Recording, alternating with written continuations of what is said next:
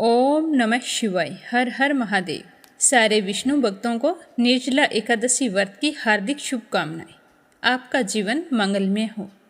आज जेठ माह के शुक्ल पक्ष की एकादशी तिथि और शुक्रवार है। धार्मिक शास्त्रों के अनुसार हर माह की 11वीं तिथि को एकादशी का व्रत उपवास किया जाता है। यह व्रत वैसे तो 3 दिनों तक चलता है, क्योंकि इसमें 10वीं तिथि की रात्रि से व्रत के नियम शुरू हो जाते हैं, जो 11 के दिन पूरे दिन उपवास रखकर द्वादशी तिथि के दिन पारण के बाद ही समाप्त होते हैं। साल में आने वाली सारी एकादशियाँ अनेक पापों का नाश करने वाली होती है। एकादशी के व्रत में भगवान श्री हरि विष्णु के साथ लक्ष्मी माता की पूजा करने का विधान है। ऐसा करने से पुण्य फलों की प्राप्ति होती है और घर में धन वैभव की कोई कमी नहीं रहती। एकादशी का दिन पितरों की मुक्ति के लिए बहुत ही खास माना गया है। जिन पितरों को मोक्ष की प्राप्ति नहीं हुई है, उनको एकादशी के दिन एक लोटे में थोड़े से काले तिल मिलाकर दक्षिण दिशा की तरफ मुख करके पितरों को तर्पण करना चाहिए। ऐसा करने से उन्हें मोक्ष की प्राप्ति होती है। माना जाता है कि एकादशी की व्रत कथा सुनने मात्र से ही उपवास करने वालों का यश वैभव पूरे संसार में फैलता है। एकादशी के दिन श्री नारायण की पूजा के लिए नारियल, नींबू, नैवेद्य, ऋतुफल आदि सब वस्तुओं को एकत्रित करके विष्णु जी का पूजन करें और फिर रात्रि में श्री हरि का जागरण करें, तो हमें सब तरह के पापों से, संकटों से मुक्ति मिल जाती है और हमारे जीवन में खुशियों का आगमन होता है। एकादशी का व्रत जन्म जन्मांतर के पाप नष्ट करके मोक्ष तथा जन्म मरण के चक्कर से मुक्ति दिलाता है। यह एकादशी सब तरह के पापों का नाश करती है और जो व्यक्ति व्रत रखता है उसके पूरे परिवार को इसका पुण्य फल मिलता है। एकादशी की रात्रि में सोना नहीं चाहिए। पूरी रात जागकर श्री हरि विष्णु की भक्ति करनी चाहिए और रात्रि के समय भगवान विष्णु की प्रतिमा के निकट बैठकर भजन करते हुए जागरण करने से उनकी विशेष कृपा हम पर बनी रहती है। और दूसरे दिन द्वादशी को पारण करने से पहले सुपात्र ब्राह्मण को भोजन करवाएं। उसके बाद दान दक्षिणा देकर ब्राह्मण से आशीर्वाद ले और फिर स्वयं व्रत का पारण करना चाहिए। तो अब अपने सुनते हैं आज की कथा। हमेशा की तरह सबसे पहले अपने सुनेंगे गणेश जी महाराज की छोटी सी कहानी। तो इस कथा को प्रेम भाव से सुनना और ज़्यादा से ज़्यादा विष्णु भक्तों में शेयर करना। बोलो गणेश जी महाराज की जय हो। एक समय की बात है। एक तालाब में एक मेंढक और एक मेंढकी रहा करते थे। मेंढकी हमेशा सुबह जल्दी उठती और तालाब से बाहर आकर पाल पर बैठ जाती और सवा पहर दिन चढ़ने तक गणेश जी की पूजा किया करती थी। मेंढकी का इस तरह गणेश जी की पूजा करना मेंढक को बिल्कुल भी अच्छा नहीं लगता था। वह कहता कि कौन है गणेश जी, मैं तो किसी गणेश जी को नहीं मानता हूँ। गार खाती है ना मिट्टी खाती है, भूखी प्यासी पाल पर बैठी रहती है। मुझे देखो कितना हट्टा कट्टा हूँ, कोई विनायक जी की पूजा नहीं करता हूँ।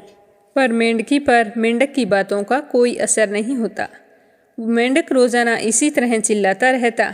तो यह सुनते सुनते एक दिन गणेश जी भगवान नाराज हो गए और गणेश जी की माया से उसी तालाब पर राजा की एक दासी पानी भरने के लिए आती है और घड़े में जैसे ही पानी भरती है तो मेंढक और मेंढकी पानी के साथ उस घड़े में चले जाते हैं। तो वो घर ले जाकर उस पानी के घड़े को भट्टी पर चढ़ा देती है और नीचे आग जला देती है। तो जैसे ही पानी गर्म होता है तो मेंढक तो बुरी तरह से जलने लगता है और ज़ोर ज़ोर से चीखने लगता है और मेंढकी अपने गणेश जी की पूजा में लगी रहती है। तो वो कहता है कि मेंढकी कि मैं तो गर्म पानी में जल रहा हूँ और तुम आराम से बैठी हो। तो वो बोली, नहीं, मैं तो बिल्कुल नहीं जल रही, मुझे तो ठंडी ठंडी हवा आ रही है। तो मेंढक कहने लगा, कैसी बातें कर रही हो, घड़े के अंदर पानी उबल रहा है और तुम कह रही हो कि मुझे तो ठंडी हवा आ रही है। तो मेंढकी कहने लगी कि मैं तो गणेश जी की पूजा करती हूँ और गणेश जी भगवान मेरी रक्षा करते हैं। तो यह सुनकर मेंढक कहने लगा कि आज तू तेरे गणेश जी का ध्यान कर, हम इस मुसीबत से छूट जाएं, हमारी जान बच जाए। फिर आज के बाद मैं भी तुम्हारे साथ रोजाना सवा पहर दिन चढ़ने तक गणेश जी की पूजा किया करूँगा, तब तक कुछ नहीं खाऊंगा। पूजा करने के बाद ही गार मिट्टी खाया करूंगा। तो मेंढक के कहने पर मेंढकी ने मन ही मन गणेश जी का स्मरण किया। तो गणेश जी की माया से वहाँ 2 सांड लड़ते हुए आए और उस मटके से टकरा गए। मटका फूट गया और मेंढक मेंढकी बाहर निकलकर तालाब में पहुँच गए। अब मेंढक को गणेश जी की माया समझ में आ गई। अब वो भी रोजाना मेंढकी के साथ 1.25 पहर दिन चढ़ने तक तालाब की पाल पर बैठकर गणेश जी भगवान की पूजा अर्चना किया करता था। हे गणेश जी महाराज, जैसे आपने मेंढक मेंढकी की रक्षा की, वैसे ही हमारी और हमारे परिवार की रक्षा करना। सुख समृद्धि सुख सौभाग्य बनाए रखना। बोलो गणेश जी महाराज की जय हो। अब अपने सुनते हैं निर्जला एकादशी व्रत कथा। एक दिन कुंती पुत्र भीम व्यास जी से कहने लगे कि हे पितामह, मेरे भाई युधिष्ठिर, माता कुंती, द्रौपदी, अर्जुन, नकुल और सहदेव सारे के सारे हर महीने आने वाली दोनों एकादशियों का व्रत करते हैं और मुझे भी कहते हैं कि तुम भी व्रत किया करो, क्योंकि एकादशी के व्रत को किए बिना हमारा जीवन सार्थक नहीं होता। परंतु महाराज, मैं तो व्रत नहीं रख सकता। मैं उनसे कहता हूँ कि तुम जो कहोगे मैं वो करने को तैयार हूँ। भगवान की शक्ति पूजा आदि कर सकता हूँ, दान भी दे सकता हूँ, लेकिन भोजन के बिना एक समय भी नहीं रह सकता हूँ। हे महाराज, मैं तो बड़ी दुविधा में हूँ। आप ही मुझे बताइए कि मुझे क्या करना चाहिए। तो व्यास जी कहने लगे कि भीमसेन, अगर तुम नरक को बुरा और स्वर्ग को अच्छा समझते हो और तुम्हें जीवन के अंत में मोक्ष मिले, तो तुमको हर महीने आने वाली दोनों एकादशियों का व्रत रखना होगा। तुम इस दिन व्रत रखकर श्री हरि विष्णु की पूजा किया करो। तुम्हारे माता और भाई बिल्कुल सही कहते हैं।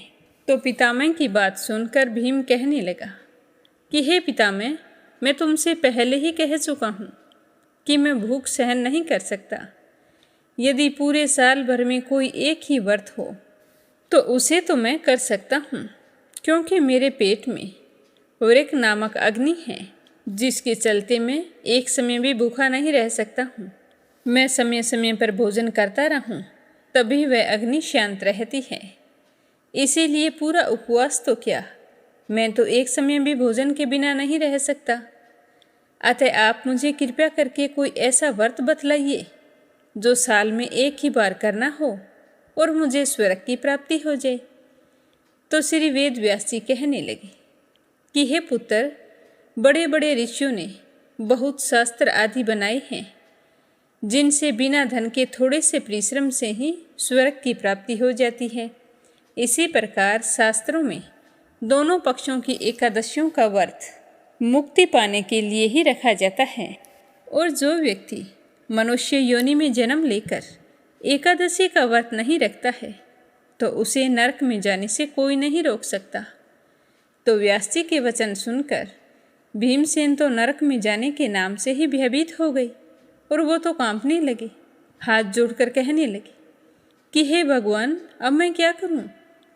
मैं तो महीने में 2 व्रत तो नहीं कर सकता। अगर मैंने ऐसा किया तो मैं तो भूख के मारे मर जाऊंगा।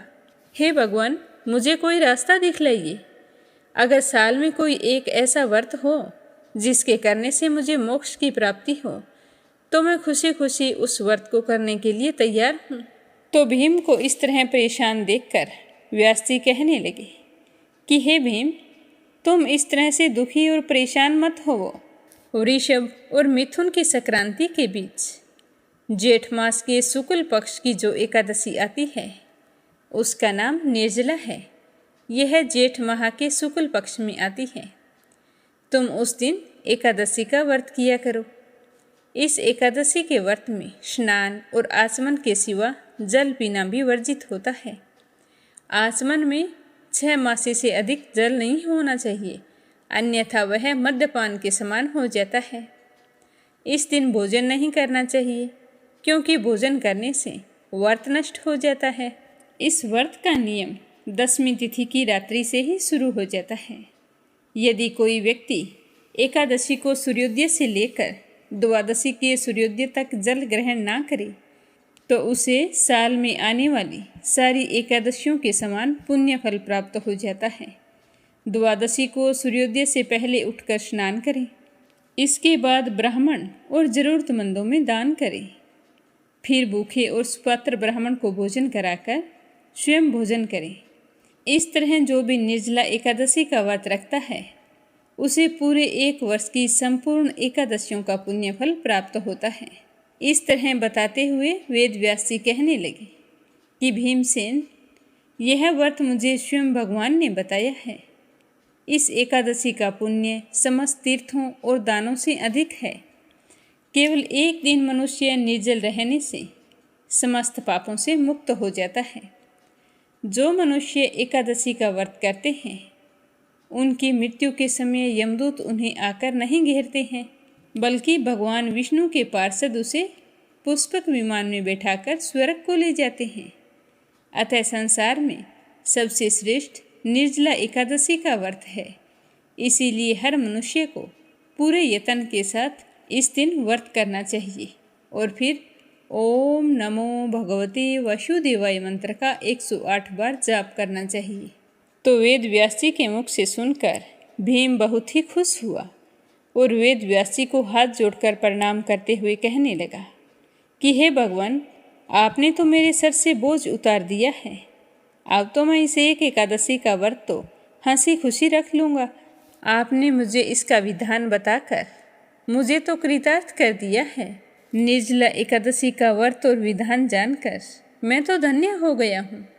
अब आपने जैसा कहा है मैं वैसे ही हर साल जेठ माह के शुक्ल पक्ष में आने वाली निर्जला एकादशी का व्रत पूरे प्रेम भाव से किया करूँगा। और फिर इस तरह से व्यास जी की आज्ञा के अनुसार भीम ने जेठ माह में जब शुक्ल पक्ष की एकादशी आई तो निर्जला एकादशी का व्रत किया। निर्जला एकादशी के सारे नियमों का पालन करते हुए लक्ष्मीपति नारायण की पूजा अर्चना की और रात्रि के समय जागरण किया। तुलसी माता के समक्ष घी का दीपक जलाया और दूसरे दिन द्वादशी को गरीब और ज़रूरतमंदों में दान किया। उसके बाद ब्राह्मण को बुलाकर भोजन करवाया और उनके चरण स्पर्श करके आशीर्वाद लिया। फिर ब्राह्मणों को विदा करने के बाद ही स्वयं व्रत का पारण किया। कहते हैं कि तभी से इस एकादशी को भीमसेनी एकादशी या फिर पांडव एकादशी के नाम से भी जाना जाने लगा। निर्जला एकादशी का व्रत करने से पूर्व व्रत का संकल्प अवश्य लेना चाहिए। घर के मंदिर में बैठकर विष्णु जी के समक्ष घी का दीपक जलाएं, पानी से भरकर कलश रख लें, साथ में थोड़ी सी मिश्री रख लें और फिर भगवान से कहे कि हे जगत के पालनहार, मैं आज आपका निर्जला व्रत कर रहा हूँ। अब मैं कल ही भोजन करूँगा।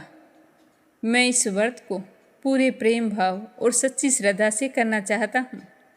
अतः आप अपनी कृपा दृष्टि बनाए रखें। आपकी कृपा से मेरे सारे पाप नष्ट हो जाएं।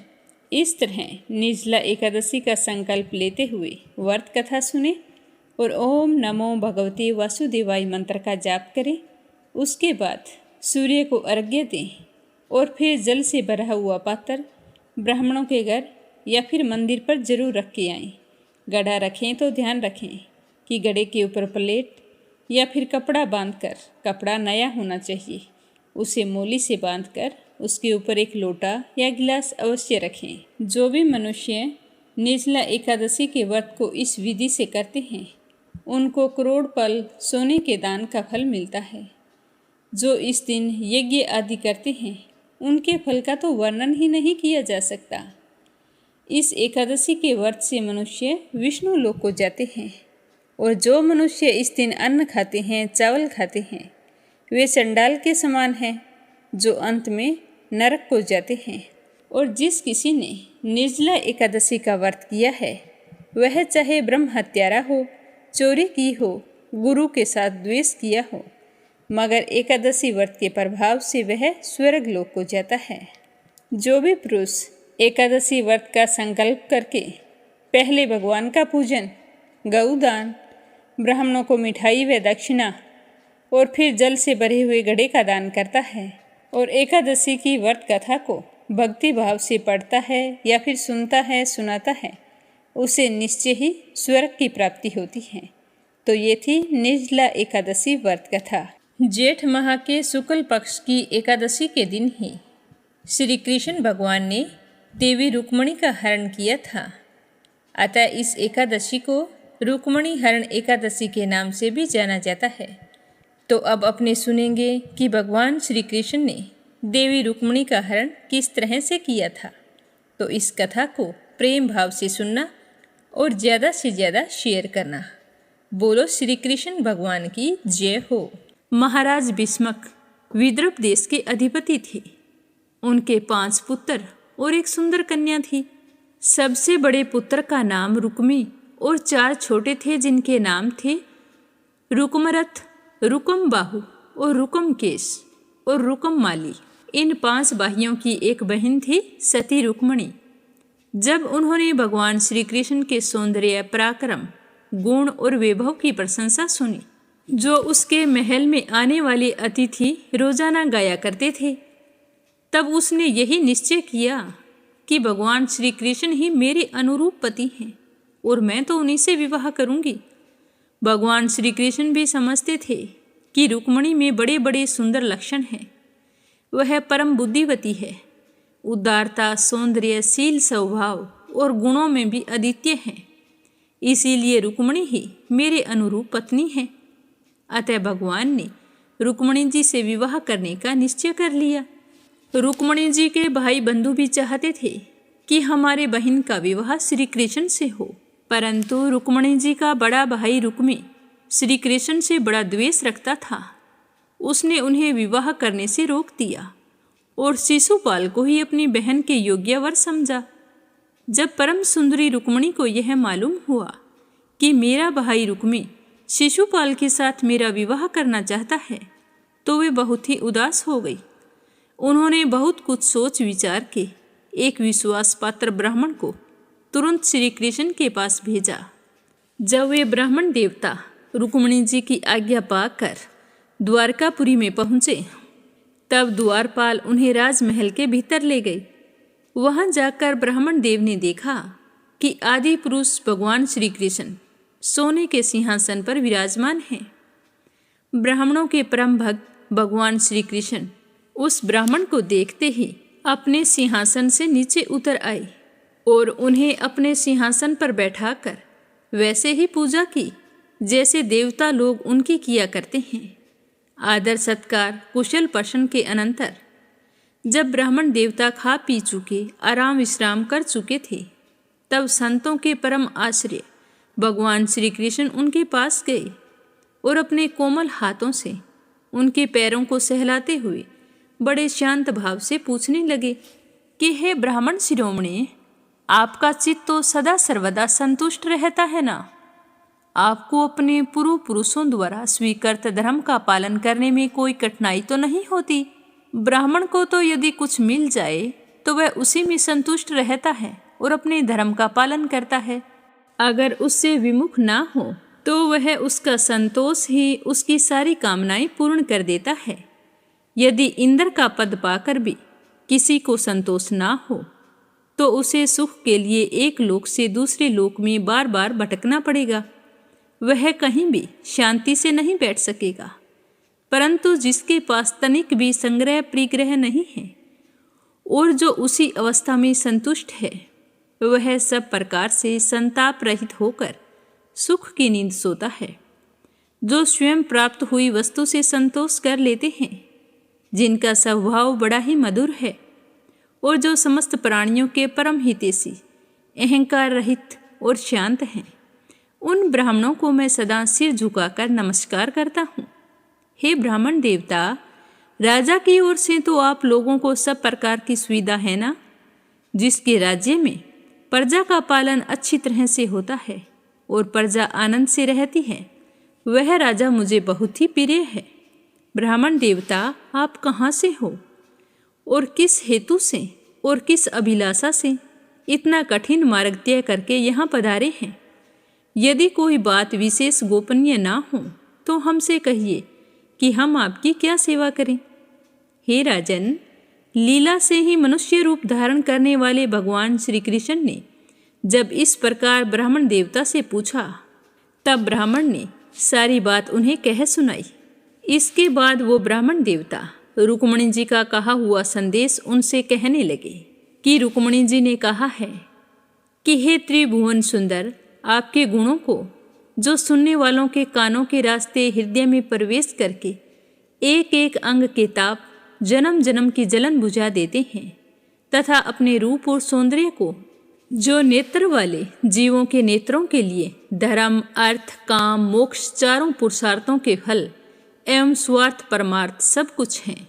यह सब सुनकर प्यारे अच्युत, मेरा चित्त लज्जा शर्म सब कुछ छोड़कर आप में ही प्रवेश कर रहा है।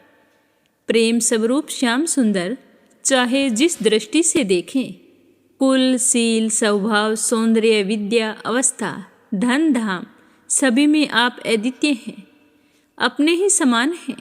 मनुष्य लोक में जितने भी प्राणी हैं सबका मन आपको देखकर शांति का अनुभव करता है, आनंदित होता है। आप पुरुष भूषण, आप ही बतलाइए कि ऐसी कौन सी कुलवती, महागुणवती और धैर्यवती कन्या होगी जो विवाह के योग्य होने पर आपको ही पति के रूप में वरण ना करे। ऐसा तो नहीं हो सकता।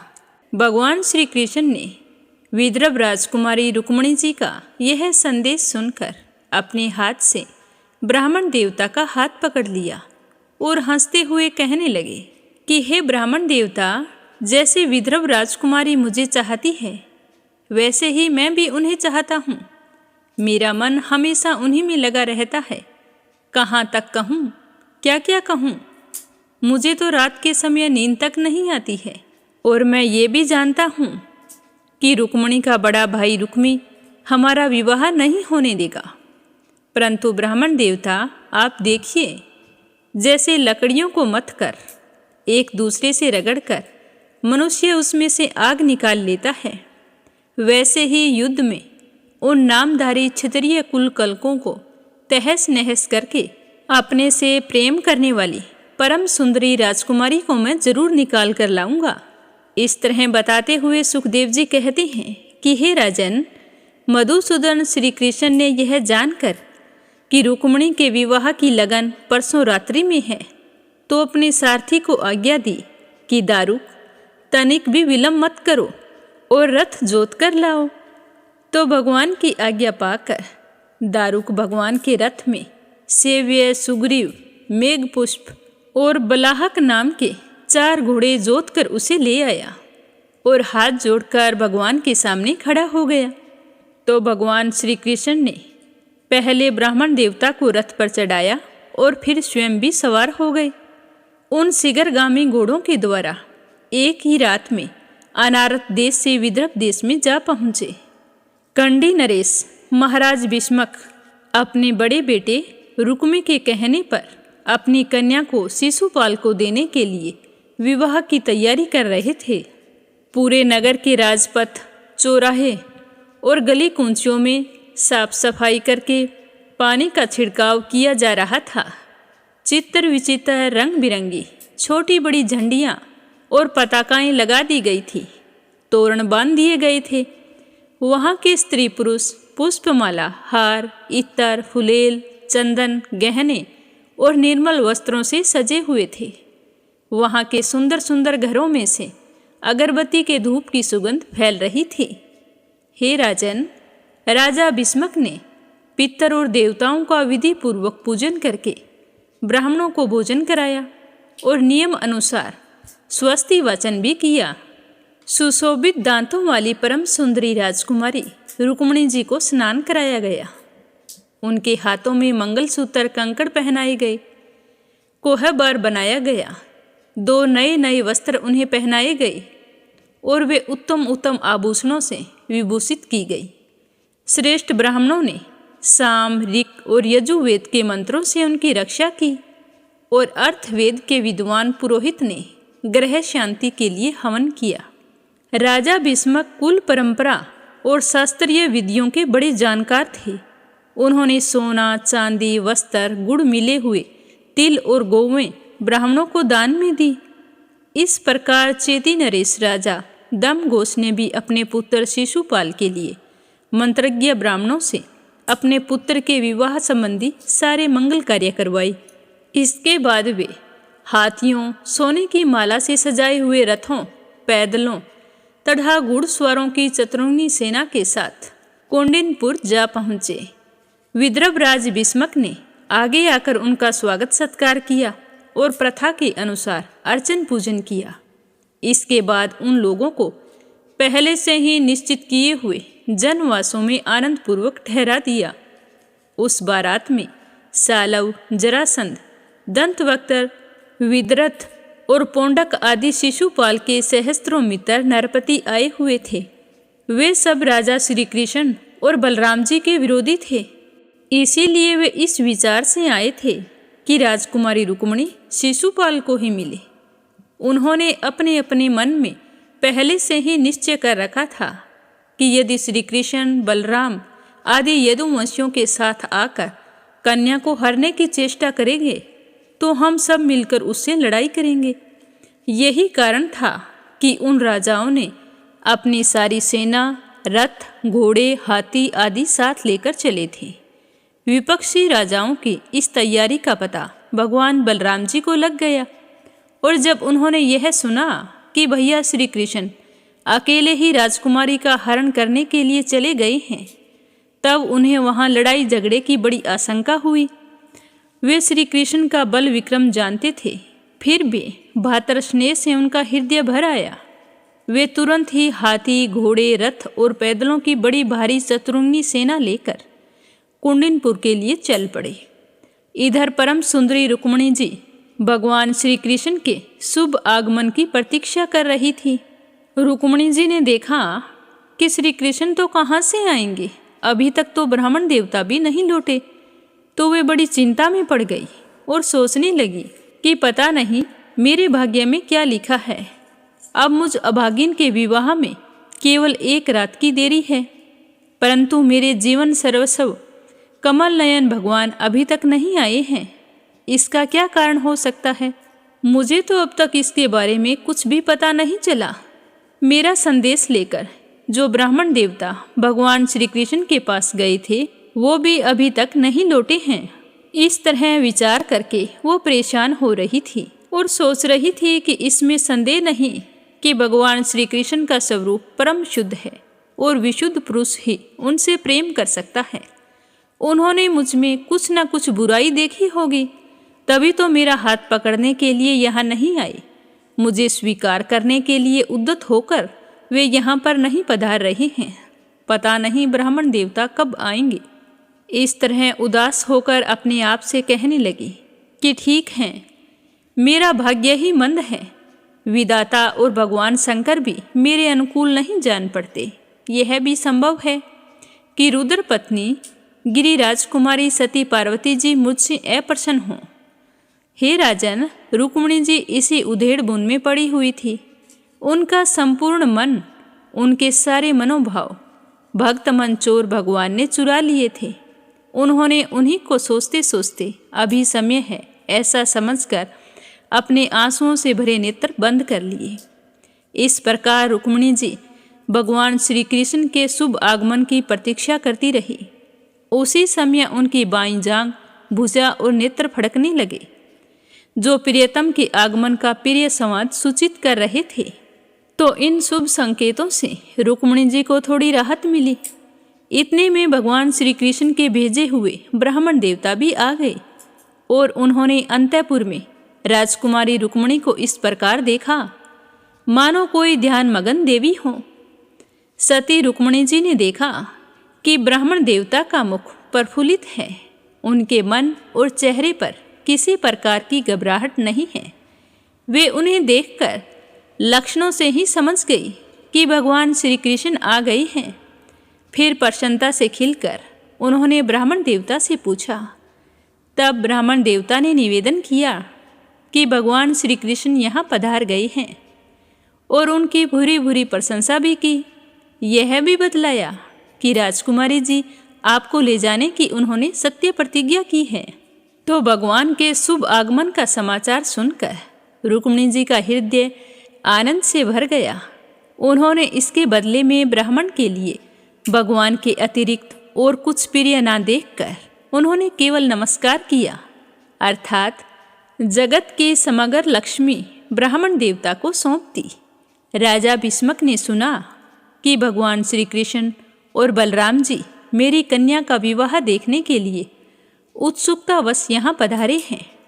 तब तुरही, भेरी आदि बाजे बजवाते हुए पूजा की सामग्री लेकर उन्होंने उनकी आगवानी की और मधुपरक, निर्मल वस्त्र तथा उत्तम उत्तम भेंट देकर विधि पूर्वक उनकी पूजा की। भीष्मक बड़े बुद्धिमान थे, भगवान के प्रति उनकी बड़ी आस्था थी। उन्होंने भगवान को सेना और साथियों के साथ समस्त सामग्रियों से युक्त निवास स्थान में ठहराया और उनका यथावत आतिथ्य सत्कार भी किया। विदर्भ राज भीष्मक के यहाँ निमंत्रण में जितने भी राजा आए थे, उन्होंने उनके पराक्रम, अवस्था, बल और धन के अनुसार सारी इच्छित वस्तुएं देकर खूब आदर सत्कार किया। विदर्भ देश के नागरिकों ने जब सुना कि भगवान श्री कृष्ण यहाँ पधारे हैं, तब वे लोग भगवान के निवास स्थान पर आ गए और अपने नयनों की अंजलि में भर भर कर उनके वंदनार विंद का मधुर मकरंद रसपान करने लगे।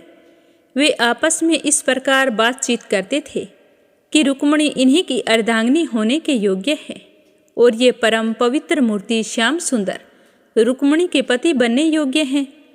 दूसरी कोई इनकी पत्नी बनने के योग्य नहीं है। यदि हमने अपने पूर्व जन्म या इस जन्म में कुछ भी सत्कर्म किया हो तो त्रिलोक विधाता भगवान हम पर प्रसन्न हों और हम पर ऐसी कृपा करें कि श्याम सुंदर श्री कृष्ण ही विदर्भ राजकुमारी रुक्मिणी जी का पाणी ग्रहण करें। हे राजन, जिस समय प्रेम परवश होकर पूर्ववासी लोग परस्पर इस प्रकार बातचीत कर रहे थे, उसी समय रुक्मिणी जी अंतःपुर से निकलकर देवी जी के मंदिर की ओर चल पड़ी। उनके साथ बहुत सारी सेना रक्षा के लिए नियुक्त की गई थी। वे प्रेम मूर्ति श्री कृष्ण चंद्र के चरण कमलों का चिंतन करती हुई भगवती भवानी के पाद पल्लवों का दर्शन करने के लिए पैदल ही चली। वे स्वयं मौन थी और माताएं तथा सखी सहेलियां सब ओर से उन्हें घेरे हुए थी। सूरवीर राज सैनिक हाथों में अस्त्र शस्त्र उठाए कवच पहने उनकी रक्षा कर रहे थे। उस समय मृदंग, शंख, ढोल, तुरही और भेरी आदि बाजे बज रहे थे। बहुत सी ब्राह्मण पत्नियां पुष्पमाला, चंदन आदि सुगंध द्रव्य और गहनों कपड़ों से सज धज कर उनके साथ साथ चल रही थी। अनेकों प्रकार के उपहार तथा पूजन आदि की सामग्री लेकर सहस्त्रों श्रेष्ठ वीरांगनाएं भी उनके साथ थी। गवैये गाते जा रहे थे, बाजे वाले बाजे बजा रहे थे और सूत, मागध तथा वंदीजन दुल्हन रुक्मिणी के चारों ओर जय जयकार करते हुए जा रहे थे। देवी जी के मंदिर में पहुंचकर रुक्मिणी जी ने अपने कमल के समान सुकोमल हाथ पैर धोए आचमन किया। इसके बाद बाहर भीतर से पवित्र एवं शांत भाव से युक्त होकर माँ अंबिका देवी के मंदिर में प्रवेश किया। बहुत सारे विधि विधान जानने वाली बड़ी बूढ़ी ब्राह्मणियाँ भी उनके साथ थीं। उन्होंने भगवान शंकर की अर्धांगिनी भवानी और भगवान शंकर जी को भी रुक्मिणी जी से प्रणाम करवाया। रुक्मिणी ने भगवती से प्रार्थना की कि हे अंबिका माता, आपकी गोद में बैठे हुए आपके प्रिय पुत्र गणेश जी को तथा मैं आपको बारंबार नमस्कार करती हूँ। आप ऐसा आशीर्वाद दीजिए कि मेरी अभिलाषा पूर्ण हो और भगवान श्री कृष्ण ही मेरे पति बने। इसके बाद रुक्मिणी जी ने जल, गंध, अक्षत, धूप, वस्त्र, पुष्पमाला, हार, आभूषण, अनेकों प्रकार के नैवेद्य, भेंट और आरती आदि सामग्रियों से अंबिका देवी की पूजा की। उसके बाद उक्त सामग्रियों से तथा नमक, पुआ, पान, कंठसूत्र, फल और ईख से सुहागिन ब्राह्मणियों की भी पूजा की। तब सारी ब्राह्मणियों ने उसे प्रसाद देकर आशीर्वाद दिया। फिर रुक्मिणी जी ने सभी ब्राह्मणियों और माता अंबिका को नमस्कार करके प्रसाद ग्रहण किया। पूजा अर्चना की विधि समाप्त हो जाने पर उन्होंने मौन व्रत तोड़ दिया और रतन जड़ित अंगूठी से जगमगाते हुए कर कमल के द्वारा एक सहेली का हाथ पकड़कर वे गिरिजा मंदिर से बाहर निकली। हे राजन, रुक्मिणी भगवान की माया के समान ही बड़े बड़े धीर वीरों को भी मोहित कर लेने वाली थी। उनका कटी भाग बहुत ही सुंदर और पतला था। मुखमंडल पर कुंडलों की शोभा जगमगा रही थी। वे किशोर और तरुण अवस्था की संधि में स्थित थी। निस्तंभ पर जड़ाऊ कर्दनी शोभायमान हो रही थी और उनकी दृष्टि लटकती हुई अलकों के कारण कुछ चंचल सी प्रतीत हो रही थी। उनके होठों पर मनोहर मुस्कान थी। उनके दांतों की पांत थी तो कुंडली के समान परम उज्ज्वल, परंतु पके हुए कुंदरू के समान लाल लाल होठों की चमक से उस पर भी ललिमा आ गई थी। उनके पाँवों के पाजेब चमक रहे थे और उनमें लगे हुए छोटे छोटे घुंघरू रुंझुन कर रहे थे और वे अपने सुकुमार कमलों से पैदल ही राजहंस की गति से चल रही थी। उनकी यह अपूर्व छवि देखकर वहाँ आए हुए बड़े बड़े यशस्वी वीर सब मोहित हो गए। कामदेव ही भगवान का कार्य सिद्ध करने के लिए अपने बाणों से उनका हृदय जर्जर कर दिया। रुक्मिणी जी इस प्रकार इस उत्सव यात्रा के बहाने मंद मंद गति से चलकर भगवान श्री कृष्ण पर अपना राशि राशि सौंदर्य निछावर कर रही थी। उन्हें देखकर उनकी खुली मुस्कान तथा लजीली चितवन पर अपना चित्त लुटाकर वे बड़े बड़े नरपति एवं वीर इतने मोहित और बेहोश हो गए कि उनके हाथों से अस्त्र शस्त्र छूटकर गिर पड़े और वे स्वयं भी रथ, हाथी तथा घोड़ों से धरती पर आ गिरे। इस प्रकार रुक्मिणी जी भगवान श्री कृष्ण के शुभ आगमन की प्रतीक्षा करती हुई अपने कमल की कली के समान सुकुमार चरणों को बहुत ही धीरे धीरे आगे बढ़ा रही थी। उन्होंने अपने बाएं हाथ की अंगुलियों से मुख की ओर लटकती हुई अलकें हटाई और वहां आए हुए नरपतियों की ओर लजीली चितवन से देखा तो उसी समय रुक्मिणी जी को श्याम सुंदर भगवान श्री कृष्ण के दर्शन हुए। राजकुमारी रुक्मिणी जी रथ पर चढ़ना ही चाहती थी कि भगवान श्री कृष्ण ने समस्त स्त्रियों के देखते ही देखते उनकी भीड़ में से रुक्मिणी जी को उठा लिया और उन सैकड़ों राजाओं के सिर पर पांव रखकर उन्हें अपने उस रथ पर बैठा लिया जिसकी ध्वजा पर गरुड़ का चिन्ह लगा हुआ था। इसके बाद जैसे सिंह सियारों के बीच में से अपना भाग ले जाता है, ठीक वैसे ही रुक्मिणी जी को लेकर भगवान श्री कृष्ण बलराम आदि यदुवंशियों के साथ वहां से चल पड़े। तो इस तरह भगवान श्री कृष्ण रुक्मिणी का हरण करके ले गए थे। कहते हैं कि उस दिन जेठ माह के शुक्ल पक्ष की एकादशी तिथि थी, इसीलिए इस एकादशी को निर्जला एकादशी के साथ साथ भीमसेनी एकादशी और रुक्मिणी हरण एकादशी के नाम से भी जाना जाता है। अगली कहानी अपने सुनेंगे गजेंद्र मोक्ष की। बोलो श्री हरि विष्णु भगवान की जय हो। प्राचीन समय की बात है। द्रविड़ देश में एक पांडव वंशी राजा राज्य करते थे। उनका नाम था इंद्रधुमन। वे भगवान की आराधना में ही अपना अधिक से अधिक समय व्यतीत करते थे। उनके राज्य में सर्वत्र सुख शांति थी। प्रजा हर तरह से संतुष्ट और खुशहाल थी। लेकिन राजा इंद्रधुमन अपना समय राजकार्य में बहुत ही कम दे पाते थे। वे कहते थे कि भगवान विष्णु ही मेरे राज्य की व्यवस्था करते हैं, अतः वे अपने इष्ट परम प्रभु की उपासना में हमेशा लीन रहते थे। राजा इंद्रधुमन के मन में आराध्य आराधना की लालसा दिनों दिन बढ़ती ही चली गई, तो उन्होंने राज्य को त्याग दिया और मल्य पर्वत पर रहने लगे। उनका वेश तपस्वियों जैसा था। सिर के बाल बढ़कर जटा के रूप में हो गए थे। वे निरंतर परम ब्रह्मा परमात्मा की आराधना में लीन रहते थे। उनके मन और प्राण भी श्री हरि के चरण कमलों में मधुकर बनकर रहते। इसके अतिरिक्त उन्हें जगत की कोई वस्तु अच्छी नहीं लगती थी। उन्हें राज्य, कोष, प्रजा तथा पत्नी आदि किसी भी प्राणी या पदार्थ की कभी भी याद नहीं आती थी। एक समय की बात है कि राजा इंद्रधुमन प्रतिदिन की भांति स्नान आदि से निवृत्त होकर सर्वसमर्थ प्रभु की उपासना में लीन थे। उन्हें बाहरी जगत का तनिक भी ध्यान नहीं था। संयोगवश उसी समय महर्षि अगस्त्य अपने समस्त शिष्यों के साथ वहां पर पहुंच गए। लेकिन राजा इंद्रदुम्न ने उनकी तरफ ध्यान नहीं किया, क्योंकि उन्हें तो बाहरी दुनिया का बिल्कुल भी ध्यान नहीं था। वो तो अपनी पूजा में ही लीन थे। तो ध्यान न होने के कारण उन्होंने ऋषि अगस्त्य का आदर सत्कार नहीं किया। तो यह देखकर महर्षि अगस्त्य कुपित हो गई और उन्होंने इंद्रदुम्न को श्राप दे दिया। कहने लगे कि इस राजा ने गुरुजनों से शिक्षा ग्रहण नहीं की है और अभिमानवश होकर परोपकार से निवृत्त होकर मनमानी कर रहा है। ऋषियों का अपमान करने वाला यह राजा हाथी के समान जड़ बुद्धि है। तो मैं इसे श्राप देता हूँ कि इसे घोर अज्ञानमयी हाथी की योनि प्राप्त हो। महर्षि अगस्त्य भगवत भक्त इंद्रदुम्न को यह श्राप देकर चले गए। राजा इंद्रदुम्न ने भी इसे श्री भगवान का मंगलमय विधान समझकर प्रभु के चरणों में सर रख दिया। क्षीराब्दी में 10 सहस्त्र योजन लंबा, चौड़ा और ऊंचा त्रिकुट नामक पर्वत था। यह पर्वत अत्यंत ही सुंदर और श्रेष्ठ था। उस पर्वतराज त्रिकुट की तराई में ऋतुमान नामक भगवान वरुण का क्रीड़ा कानन था। उसके चारों ओर दिव्य वृक्ष सुशोभित थे। वे वृक्ष सदा पुष्पों और फूलों से लदे रहते थे। उसी क्रीड़ा कानन ऋतुमान के समीप पर्वत श्रेष्ठ त्रिकुट के गहन वन में हाथी रहा करते थे।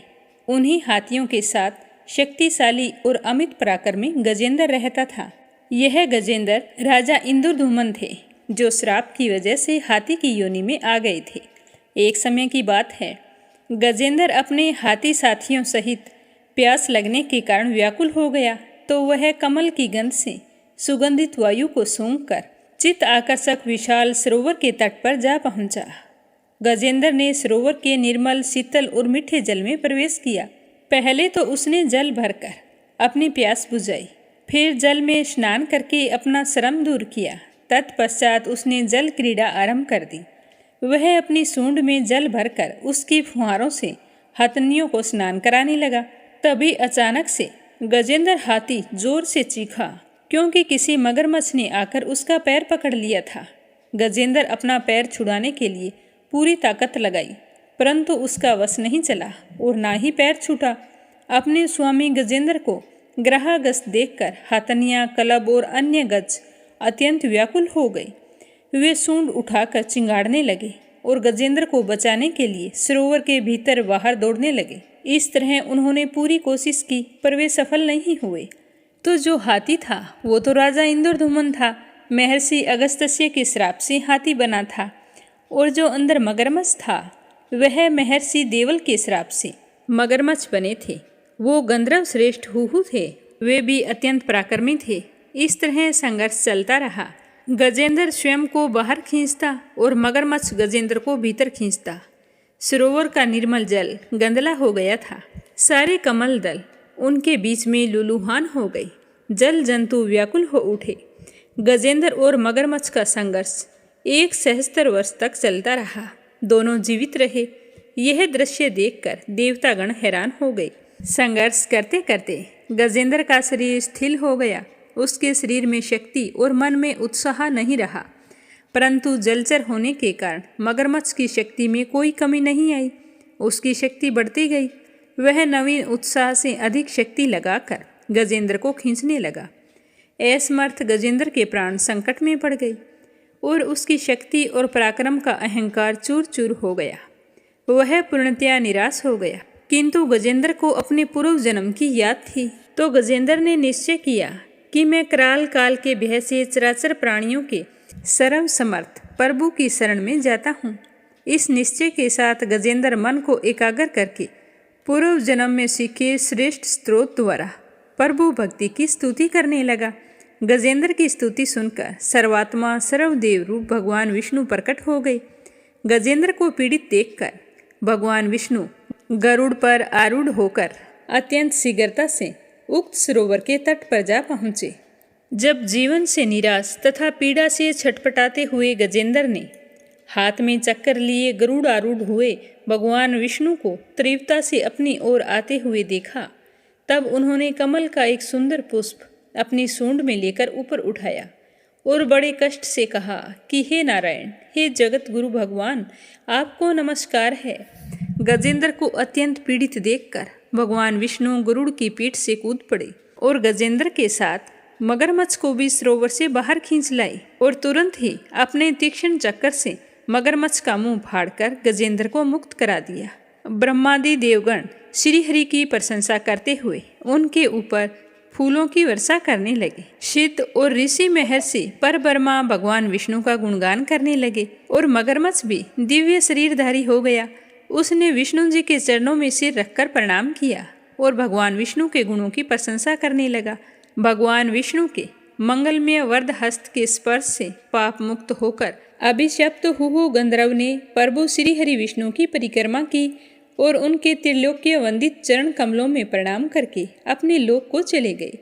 भगवान विष्णु ने गजेंद्र का उद्धार करके उसे अपना पार्षद बना लिया। गंधर्व, सिद्ध और देवगण उनकी लीला का गान करने लगे। गजेंद्र की स्तुति से प्रसन्न होकर भगवान विष्णु ने सबके समक्ष कहा कि प्यारे गजेंद्र, जो लोग ब्रह्म मुहूर्त में उठकर तुम्हारी की हुई स्तुति से मेरा स्तवन करेंगे, उन्हें मैं मृत्यु के समय निर्मल बुद्धि का दान करूंगा। यह कहकर भगवान विष्णु ने पार्षद रूप में गजेंद्र को साथ लिया और गरुड़ आरूढ़ होकर अपने दिव्य धाम को चले गए। बोलो विष्णु भगवान की जय हो।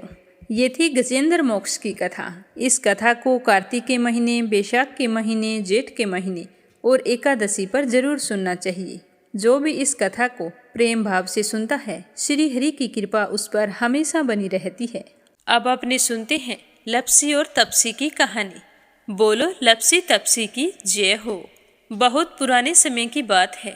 एक गांव में एक ब्राह्मण परिवार रहा करता था। उसमें पति पत्नी के अलावा उनके 2 बच्चे थे।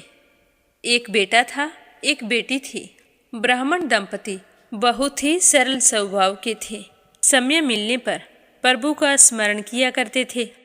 उनकी बेटी बहुत ही संस्कारी और सुशील थी, लेकिन उनका बेटा आवारा किस्म का था। वह कोई काम धाम नहीं करता और ना ही कभी अपने माँ बाप का कहना मानता था। समय के साथ दोनों बहन भाई बड़े हो गए। बहन की शादी कर दी गई, पर भाई का वही हाल था। उसके माँ बाप ने उसे समझाया कि बेटा, अब हम वृद्ध हो चले हैं, तुम कोई काम किया करो, लेकिन उस पर उनकी बातों का कोई असर नहीं होता था। तो एक दिन ब्राह्मणी अपने पति से कहने लगी कि स्वामी, आप बिल्कुल काम छोड़ दीजिए। जब घर में कुछ भी नहीं होगा तो यह अपनी जिम्मेदारी समझेगा और काम पर लग जाएगा।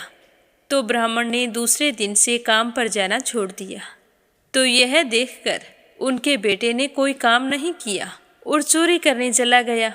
आते जाते राहगीरों को लूट लेता और उसी से अपने घर का गुजारा किया करता था। तो उसकी लूटने और चोरी करने की आदत से सारे गांव वाले उसे लप्सी कहने लगे। तो लप्सी की इस हरकत से उसके माँ बाप बहुत ही दुखी रहते थे, पर वह किसी की सुनने के लिए तैयार नहीं था। इसी तरह समय बीतता गया। एक दिन की बात है कि लप्सी एक पीपल के पेड़ पर बैठा था। तभी शिव पार्वती जा रहे थे। पार्वती माता गहनों से लदी हुई थी। तो लप्सी उन्हें देखकर सोचने लगा कि सूरत के कितने गहने हैं, आज ये सारे के सारे लूट लूँगा तो मुझे कई महीनों तक चोरी नहीं करनी पड़ेगी। तो वह लूटने के इरादे से पीपल की ओट में होकर बैठ गया।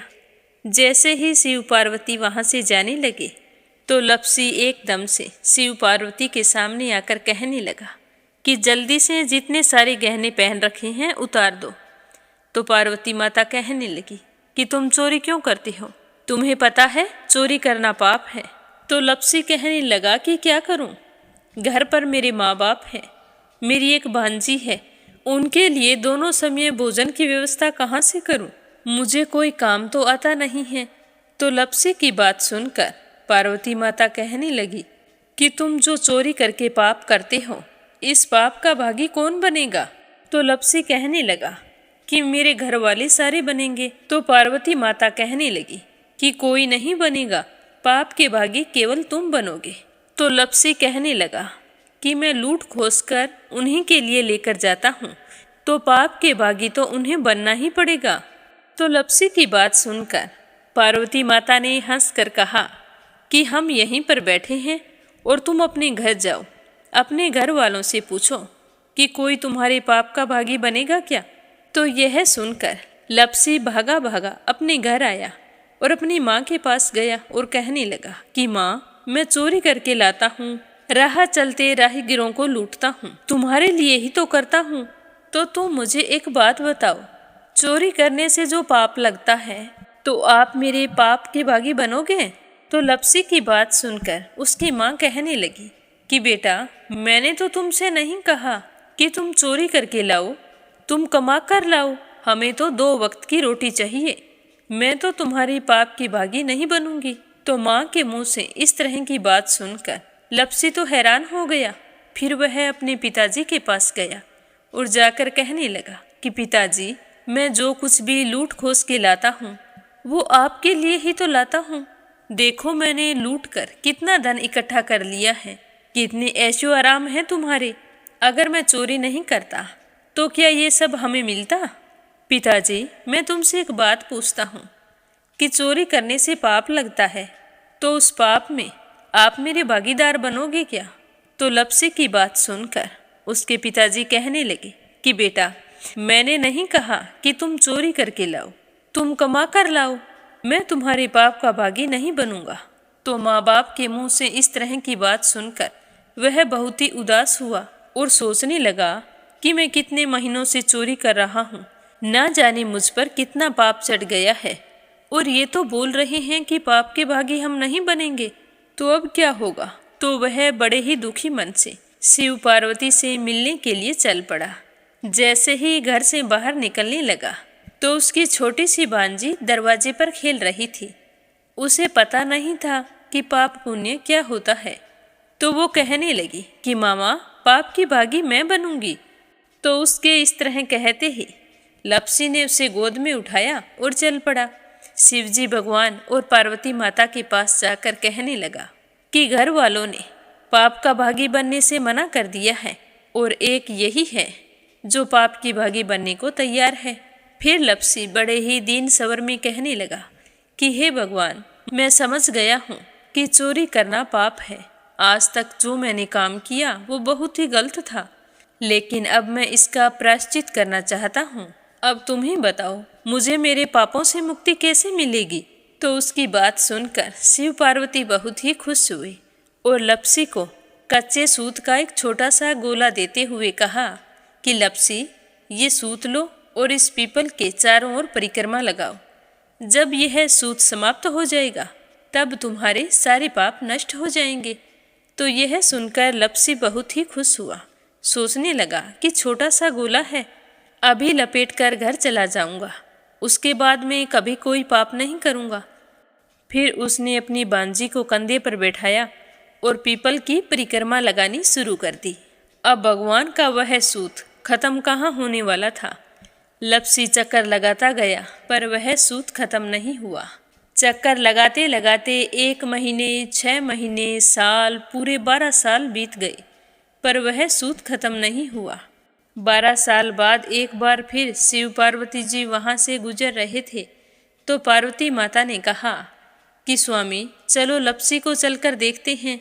तो शिवजी कहने लगे, वो चोरी करने वाला, लूटने वाला कब का चला गया होगा?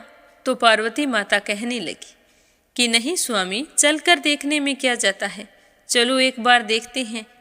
तो शिव पार्वती जी जैसे ही पीपल वृक्ष के पास आए तो देखा कि लपसी तो अब भी चक्कर लगा रहा है। वहाँ चारों ओर गहरी खाई हो गई है और लपसी की बड़ी बड़ी दाढ़ी, मूंछें, नाखून बढ़ गए हैं। तो यह देखकर पार्वती माता ने कहा कि देखो स्वामी, आप तो कह रहे थे कि वो कब का ही चला गया, देखो इसके मन में सच्ची भक्ति है। तो पार्वती की बात सुनकर शिवजी ने कहा कि चलो अभी देख लेता हूँ। तो यह कहकर शिवजी ने एक सोने का कड़ा लपसी के आगे फेंक दिया। तो लपसी ने झट से उसके ऊपर पैर कर लिया। फिर अचानक से उसका ध्यान शिव पार्वती जी की ओर गया तो वो हाथ जोड़कर कहने लगा कि भगवान, अब तो मेरे पाप समाप्त हो गए होंगे, आप मुझे यहाँ से जाने की आज्ञा दीजिए। आपका यह सूत अभी तक खत्म नहीं हुआ है, तो शिवजी भगवान ने कहा कि तुम्हारे पाप कर्म भी अभी तक पूरे नहीं हुए हैं। तो शिवजी की बात सुनकर लप्सी कहने लगा कि भगवान, मुझे पूरे 12 वर्ष हो गए हैं आपकी भक्ति करते करते, और अब भी आप मुझ पर शक कर रहे हैं। तो शिवजी ने कहा कि अपना पैर उठाओ। तो जैसे ही लप्सी ने अपना पैर उठाया तो उसके पैर के नीचे सोने का कड़ा था। तो यह देखकर लप्सी शर्मिंदा हो गया और कहने लगा कि प्रभु, गलती हो गई, मुझे माफ़ करो, आगे से मैं ऐसी गलती कभी नहीं करूँगा। तो शिवजी कहने लगे कि नहीं लप्सी, तुम्हारा पाप ऐसे पूरा नहीं हो सकता। अब तुम्हें 12 वर्ष तक और इसी तरह परिक्रमा करनी होगी, उसी के बाद तुम्हारे पाप समाप्त होंगे। यह कहकर शिव पार्वती वहाँ से चले गए और वह फिर से पीपल के पेड़ की परिक्रमा करता रहा। करते करते 12 साल बीत गए। 12 साल बाद में शिव पार्वती जी वहाँ पर आए तो उन्होंने देखा कि आज भी वो वहीं पर चक्कर लगा रहा है। तो शिव जी ने फिर उसके सामने सोने की अंगूठी फेंकी, पर उसने कोई ध्यान नहीं दिया। तो शिव जी भगवान प्रसन्न होकर कहने लगे कि हे लप्सी, आज से तुम मेरी तपस्या करके तपसी बन गए हो। मैं तुम्हें वरदान देता हूँ कि तुम अपने जीवन में सारे सुखों को प्राप्त करेगा। और तूने 24 बरस तक मेरी भक्ति की है, इसका फल भी तुझे अवश्य मिलेगा। जो भी औरत गाय और कुत्ते की रोटी नहीं बनाएगी, उसका पुण्य फल तुम्हें मिलेगा। आंगन लीप कर दहलीज नहीं लीपेगी, तो उसका पुण्य फल भी तुझे ही मिलेगा।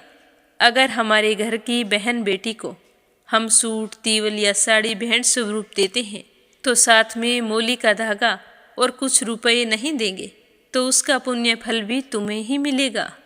अगर कोई दिए से दिया जलाएगा, तो उसका पुण्य फल भी तुम्हें ही मिलेगा। अगर व्रत और पूजा पाठ में सारी कहानी सुन ले और तुम्हारी कहानी ना सुने, तो उसका पुण्य फल भी तुम्हें ही मिलेगा। कहा जाता है कि तभी से सुबह पहली रोटी गाय की और सुबह की अंतिम रोटी छोटी बनाई जाती है, और शाम को अंतिम रोटी बड़ी बनाई जाती है जो कुत्ते की होती है। और दिए से दिया भी नहीं जलाया जाता। और घर की बहन बेटियों को सूट और तीवल के साथ भेंट स्वरूप कुछ रुपए भी जरूर दिए जाते हैं। और उसी दिन से हर व्रत कथा के बाद में लप्सी तपसी की कहानी जरूर सुनी जाती है। और कथा समाप्त होने पर कहा जाता है कि लप्सी का फल लप्सी को मिले, तपसी का फल तपसी को मिले। हमारी पूजा पाठ का, हमारे व्रत का और हमारी कहानी का पुण्य फल हमें मिले। बोलो लप्सी तपसी की जय हो। अब अपने सुनते हैं कथा सुनने वाले प्यारे श्रोताओं के नाम। आज का पहला कमेंट आरती खैरावर अगरखर से। दूसरा है रवि सैनी, सीमा सैनी मलियाना से। और तीसरा है श्रीमती शर्मा अलीगढ़ से। इंदिरा तिवारी, शांति प्रसाद तिवारी, शुभांकित, दीपांकित, सुरभि, जया तिवारी, वैभवी, ऐश्वर्या तिवारी उत्तराखंड से। परमेश्वरी रघुवीर सिंह दिल्ली से। सरला रानी करणपुर से। बीना वाशने अलीगढ़ से। सीमा जोशी, रवि कुमार जोशी दिल्ली से। अशोक कुमार जी भटनागर भोपाल मध्य प्रदेश से। राधा रोहिला दिल्ली से। रुक्मणी शर्मा अंबाला से। गोवर्धन बैठा, हेमलता खैर अलीगढ़ से।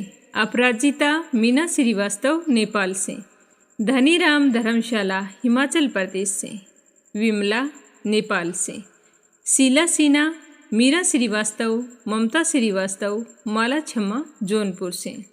बीनू मेहरा दिल्ली से। श्रीचंद यादव गया बिहार से। संजीव कंसल, कविता कंसल, कृष्णा कंसल, आरुष कंसल, रानी कंसल मुजफ्फरनगर से। रजनी बड़ौदा प्रयागराज से। गीता गोस्वामी, सुनीता गोस्वामी मेरठ से। अनिल कुमार टिहरी करनाल से।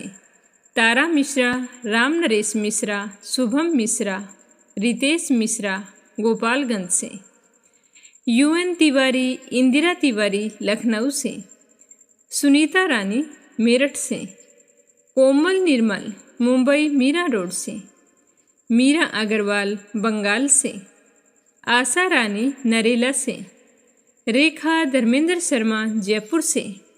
रिधिमा परमिला सुरेश यादव धामतरी से, प्रमोद यादव साहो हिमाचल प्रदेश से, नीलम जायसवाल हैदराबाद से, विद्या मिश्रा इशिका मिश्रा उत्तर प्रदेश से, मंजुला कपूर पंजाब से, शोभा कुंवर पुरोहित अहमदाबाद से, सीमा गोयल सतपाल गोयल पानीपत से, डुगू रोहतक से, निर्मला सिसोदिया दिल्ली से, के लक्ष्मण दास उमरकोट से, सरोज अग्रवाल जबलपुर से, अनिल सभरवाल दिल्ली से, कमला देवी भीलवाड़ा से, नंदा पांडुरंग पुजारी ब्रह्मपुरी महाराष्ट्र से, उषा देवी बाड़मेर से, निर्मला पांचाल करनाल से, उषा शर्मा सोजत सिटी से, समृद्धि मनसा कुरुक्षेत्र से, शांता भेन वाघेला गुजरात के मंडल से, कमलेश भल्ला जम्मू से, सुनीता विलियम सुदेश नागपाल करनाल से, अमित रामवती देवी जगवीर सिंह, रवि कुमार राहुल कुमार अनुज कुमार, ज्योति वंदना भावना रुद्र कुमार, आराध्या आन्या तोलू मोलू अविका मेरठ से, क्षमा परतुल वडोदरा से, देवी सिंह कार्तिक पायल सौम्या उमा रघुवंशी गजबा सौदा से, सावित्री ईश्वर लाल रामचंदानी गाजियाबाद से, पूजा पाठक उत्तराखंड देहरादून कोशानी से, उषा सूद बेंगलुरु से, विनय शर्मा बरेली से, जानवी मिश्रा सचिन मिश्रा राधिका मिश्रा सीता मिश्रा गौरी मिश्रा सोनम मिश्रा माधवी मिश्रा बाराबंकी से, लता सिंह रायबरेली से,